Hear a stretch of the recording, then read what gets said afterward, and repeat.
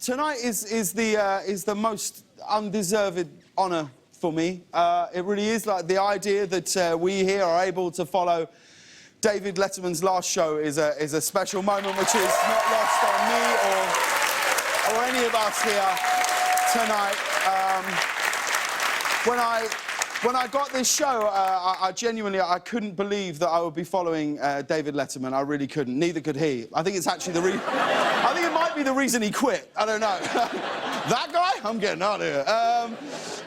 You know, and you think so long about how would you follow such a thing, and then you realise that the truth is that so many broadcasters, comedians, and performers are all following Dave.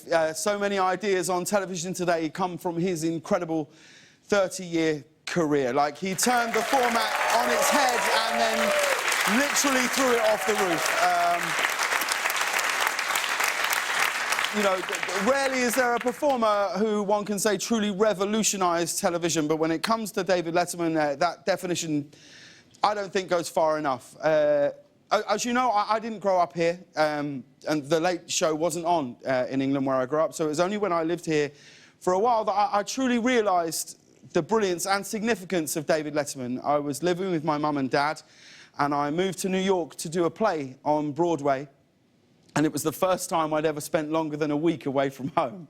And I know, it's depressing. I'd get back in the evening to this, you know, very small, beige, glum apartment, and at times it would be kind of lonely. I didn't have any real friends in New York, and with the time difference, it was too late to call anyone at home in London. And then I found The Late Show with David Letterman, and every night I'd get home from doing this play and he would be there, and it didn't matter who or what was on his show because he was there.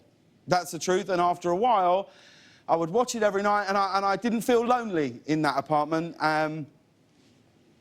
You know, as I had, you know, because I had this guy who and it felt like he was talking just to me.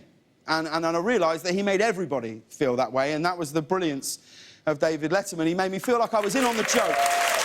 And the whole show was an inside joke, and the audience, we got to be part of it. And, you know, like, watching these last few shows, these last few months, like, it's amazing that he has mastered the near impossible task of being a broadcaster respected across the globe, and yet at the same time a crazily funny, groundbreaking comedian who could and would always make us laugh. And his influence can be seen on so many shows that are on television now. And of course, you know, Paul Schaefer has obviously influenced Reggie. I mean, in the hair choice alone. But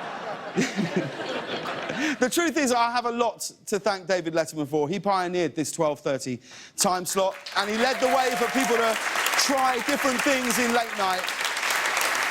He also brought late-night shows to CBS, and it was his success and brilliance on this network that led the way for a generation of hosts to try and succeed. And we will continue to try, but I fear next to Dave we will never succeed. But we want to say, Dave, we thank you. It's been an honour following you, and we will miss you so very much.